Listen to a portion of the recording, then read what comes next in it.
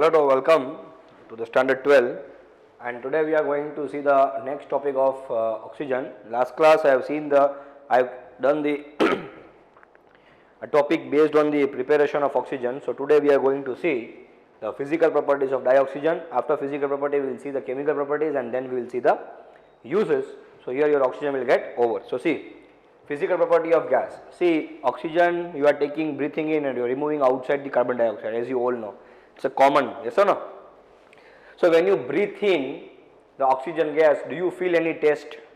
Do you feel any smell? Do you see the color? No. So from here only, see, sometimes you don't, sometimes you see the practically things. When you see the practically things, you will get the answer. So first property says itself that it is a colorless, odorless gas, yes or no? So you are inhaling the oxygen. When you are inhaling the oxygen, do you feel any taste? Do you feel any smell? Do you see any color? No. So from here only I can say that oxygen is a odorless, colorless and tasteless gas. First point is clear. Don't write down tasteless, but just you write down the colorless and odorless gas. This point is clear. Clear this part. First point clear. So it is colorless, odorless gas. Yes or no? Now you know that fish which are fish or aquatic life which are under the water, they breathe through they breathe through gills, and a human being breathe through lungs. Both breathe what? Both breathe oxygen. Yes or no? Means fish are under the water, means when fish is breathing the oxygen under water, that means fish is breathing oxygen. Where? Underwater, means that oxygen is capable of dissolving in what? Water. So second point also comes from there, that it is highly soluble in water. Yes or no? If it was not soluble in water, how the fish would have inhaled the oxygen? When fish is also inhaling the oxygen, or aquatic life is also inhaling the oxygen, yes, it is okay. They are inhaling through gills, and we are inhaling through lungs. We have a diatomic oxygen directly we are taking, and that taking dissolved oxygen. Means when fish is capable of taking the oxygen under the water, that indicate that oxygen is dissolved or capable of dissolving in the water. So second point comes from here, that it is highly soluble in water. How much? Nearly 3.08 ml in 100 ml of water. If you take 100 ml of water, in that 100 ml of water, how much maximum oxygen can dissolve? 3.08 ml. Clear this part? So it is highly soluble in water, and nearly 3.08 ml of water is soluble in 100 ml of water. Clear? At room temperature. Okay. This dissolved oxygen is sufficient for the support of marine and aquatic life. Clear this part? I told you no, that fish under the water or aquatic life under the water, they are capable to take the oxygen. Means that oxygen is capable of dissolving in the water, then only they are able to take the oxygen. Means oxygen is getting dissolved in the water. So from here only you can get a one point, that oxygen is highly soluble in water. Point number one. Point number two, how much? Some amount should be there. So amount they have given is nearly 3.08 ml in 100 ml of water. So if you take 100 ml of water, in that 100 ml of water, how much it is soluble? 3.08 ml at room temperature. This temperature varies, this amount also varies. Next point, this amount of oxygen which is dissolved in water is sufficient for the giving the oxygen to the aquatic life and marine life. Clear this part? Next, it liquefies at 90 Kelvin and freezes at 55 Kelvin. Yes or no? Oh, oxygen liquefy. Last class also we have seen the separation of oxygen and nitrogen. That time also I told you that 90.2 Kelvin, or you can round off figure is 90 Kelvin. So oxygen liquefies at 90 Kelvin and freezes at 55 Kelvin. Clear? So next, it has a three stable isotope. One is O16, O17, O18. Yes or no? So here 8, 8, 8 means what? Element having the same atomic number but different atomic mass are known as a what? Isotope, and this will be a radioactive isotope. Clear? O18 will be the radioactive isotope. So how many oxygen have isotope? So oxygen, see, oxygen is having how many allotrope? 1, O2 and O3. So allotrope are O2 and O3, but isotope are 3. O16, O17 and O18. So there are three stable isotope of an oxygen, that is O16, O17 and O18. It is paramagnetic in nature. Why? Now see here. Oxygen atomic number is 8. 8 means what? 1s2, 2s2 and 2p how much? 4. Yes or no? So if you take 2p here, p is having 3 orbitals. So that is px, py and pz. So arrangement of 4 according to Pauli's exclusion principle, 1, 2, 3 and 4 here. So due to 2 unpaired electron, oxygen is having 2 unpaired electron. Yes or no? You can see here, no, 1, 2s2 and 2p4. So 2p4, p is having 3 orbital, px, py, pz. So 1, 2, 3 and 4. So as the p orbital is having 2 unpaired electron, Due to this two unpaired electron, it is a paramagnetic in nature. So you can write down here that dioxygen is a paramagnetic in nature, or oxygen is a paramagnetic in nature due to two unpaired electron. Write down this point, due to two unpaired electron. Clear this part? Next, as oxygen possesses the double bond between two oxygen atoms. Yes or no? So you know oxygen means outermost orbital electron is how many? See, if you do this, 2 and 6. Yes or no? So if you do the 2 and 6, so it will have a two double bond between two oxygen atoms. This all you know in standard 10. Yes or no? So oxygen possesses double bond between the two oxygen atom. Means here energy required is more to break this bond. So if I want to do the reaction with oxygen, so I have to supply the heat initially. I have to supply extra heat initially. Why? Because as the oxygen, between two atoms of the oxygen there is a double bond. When there is a double bond between two oxygen atoms, so I have to break this bond, and the breaking this bond requires large amount of energy. Requires large amount of energy, and heating is required before doing the reaction, or initially heating is required. This part is clear? Clear this part? See, as if I want to do the reaction with oxygen, some extra heating is required. Why? Because at oxygen O2, in this O2 there are two atoms of oxygen which possess double bond between them. Double bond means require more energy to break a bond.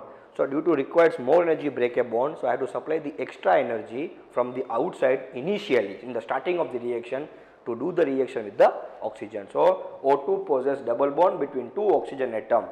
Hence heating is required initially to do the reaction because of this double bond, because here energy required is more. Clear this part? So what is the first physical property? It is colorless, odorless gas. Next, it is highly soluble in water. How much? Nearly 3.08 ml in 100 ml of water, and that amount of oxygen which is dissolved in water is sufficient for what? For aquatic life and marine life. Clear? What is its liquefaction point?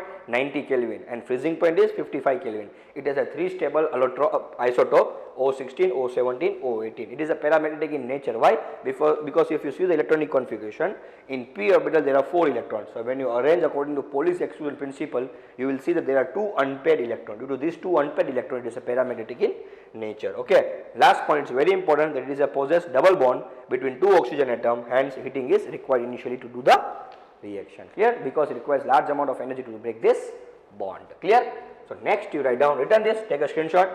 Next you write down chemical properties of dioxygen, which is very important and very easy. We will see the reactions and I will give the notes. Please take out your textbook, notebook, and write down. So write down first chemical properties of oxygen. Chemical properties of oxygen. Write down first dioxygen, that is O2. Write down first. So write down oxygen directly combined with most of the metal. Oxygen directly combined with, write down, oxygen directly combined with most of the metal except noble metal like AuPt, due to their low reactivity. Oxygen combines directly with most of the metal except noble metal like AuPt due to their low reactivity, and it also does not combine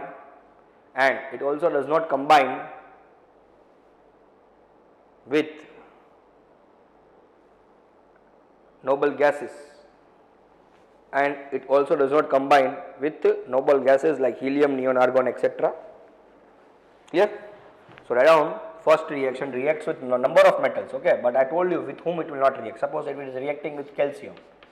So calcium reacts with oxygen to form what? Calcium oxide. How? See, Ca plus 2, and oxygen, as you know, oxygen means what? 8. 8 means what? 2, 6.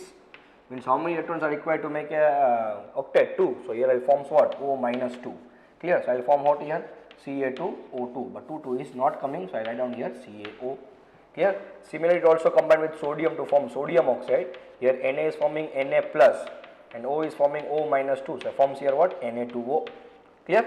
Next you write down, it reacts with aluminium with oxygen to form what? Al2O3, yes or no? So here Al will form Al plus 3 and O will form minus 2, so here Al2O3. Clear? So write down this reaction. or number of reaction also you can write down with some other metals. Okay, it depends on you. Like zinc also, zinc will react with oxygen to form what? Zinc oxide.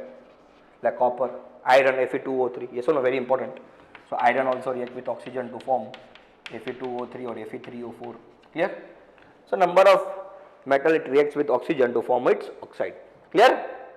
Write down. It also reacts with, written this, or you can pause the video and write down these reactions. Written or not? Okay, so write down next. Next chemical property, write down. It also reacts with non-metal like carbon. It also reacts with non-metal like carbon. It also reacts with non-metal like carbon, sulfur, phosphorus to form their oxides. Clear? So see, carbon, if it reacts with oxygen, it will form carbon monoxide if it is sufficient. Sufficient. Okay. But if carbon combined with oxygen and oxygen is maximum proportion, so it will form what? Carbon dioxide. Clear? Next, phosphorus, if reacts with oxygen, it forms phosphorus pentoxide, P2O5 or P4O10. Yes or no? It also can react with sulfur. Yes or no? To form what? Sulfur dioxide, and etc. Number of reactions are there. Write down this. So it also react with non-metal like carbon, phosphorus and sulfur to form their oxides. Clear? Written? Write down these reactions. These reactions are very important. Clear? Next, write down. It also reacts with number of compounds. See here in both the case I have shown just element. Here there was metal was alone, means only one single element was there. Here non-metal was also single element was there. Now we are going to combine with certain compounds. So write down. It also reacts with certain compounds. Like first example, see. If I take ZNS, now see this is a compound, two or more atoms combined together to form a compound. So see this is a compound, it reacts with oxygen to form what? ZnO plus SO2. Okay, next compound we can write down methane. Yes or no? So oxygen forms what? CO2 plus H2O. Clear? Next you can write down HCl plus O2. So it forms here Cl2 plus H2O, but here some extra what is required? CuCl2. Okay. Next, SO2 plus O2. This will come in the future classes also. In the presence of V2O5 is a catalyst and forms SO3. Clear? Now see here. This is what he is doing. See, adding of oxygen means what? Oxidation. See, so it can do the oxidation to the number of compounds. I can create like that also this point. See in the point what he written, it combined with number of compound. Yes or no? Or it can oxidize the number of compounds. See, it is oxidation only it is happening, no? So you can change that point that it oxidizes the number of compounds as follows. It oxidizes the number of compounds as follows. See, ZnS plus O2 gives ZnO and SO2, but this reaction are important. Okay, so this reaction is very important. Okay, so it oxidizes the number of compound. Okay, and this type of oxidation is known as a catalytical oxidation. Catalytical oxidation. Why? Because catalyst is used. Catalytical oxidation. Clear this part? Clear? Clear? Okay. Written? So that's it, chemical property. Clear? Write down next. Uses of oxygen. We can write down the uses of oxygen. It is used in the respiration. And combustion. Write down the uses of oxygen. It is used in the respiration and combustion. It is used in the manufacturing of steel and iron and metal in industries. It is used in the manufacturing of steel, metal and iron in industries. Oxyacetylene flame. Oxyacetylene or oxyhydrogen flame. It is not new for you. This I have done in the hydrogen chapter also. Oxyhydrogen flame. So oxyacetylene or oxyhydrogen flame is used for the welding purpose at a very high temperature. Oxyacetylene flame or oxyhydrogen flame is used for the welding purpose at a very high temperature. Clear? It is used for the artificial respiration. It is used for the artificial respiration in hospitals and for the scuba divers.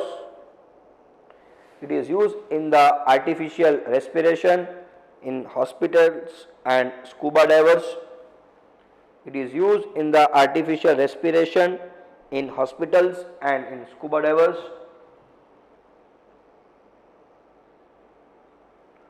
It is used in the combustion of fuels. It is used in the combustion of fuels. Write down. It is used in the combustion of fuels. Liquid oxygen is used as a fuel in rocket. Liquid oxygen is used in a fuel in a rocket.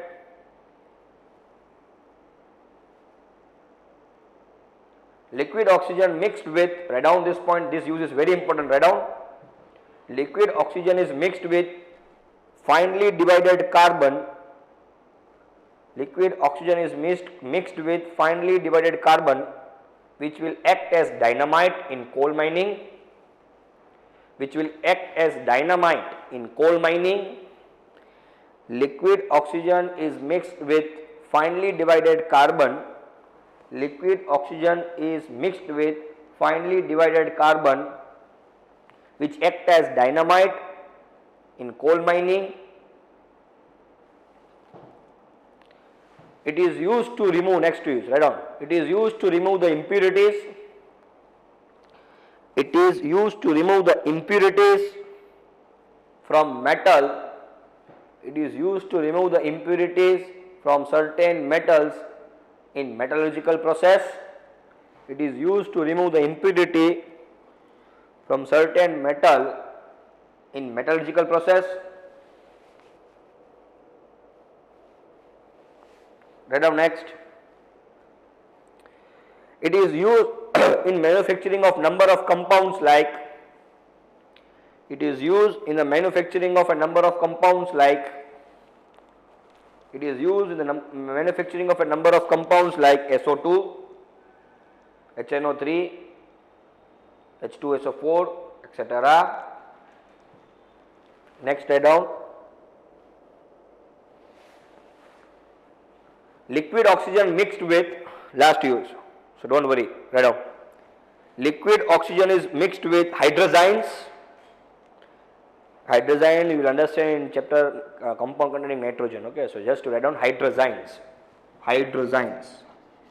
Hydrazines. Hydrazines. Okay. So liquid oxygen is mixed with hydrazines, which provide the tremendous thrust to the rockets. Which provides the tremendous thrust means force, which provides the tremendous thrust, means maximum thrust, maximum force, okay. So which provides the tremendous thrust to the rockets. Clear? So here your uses, physical property, chemical property and manufacturing of oxygen is over. In next class I will go with the anomalous behavior of oxygen, and then we will see certain oxides and of the oxygen which are very important. Okay, so please read this, practice it, just don't read, write and practice it, because these are very difficult. It's easy if you go on practicing, but if you remember at the time of the exam you will forget, because these are the theoretical concept. Okay, so continuous, write down, and if you have any doubt please contact me. Thank you.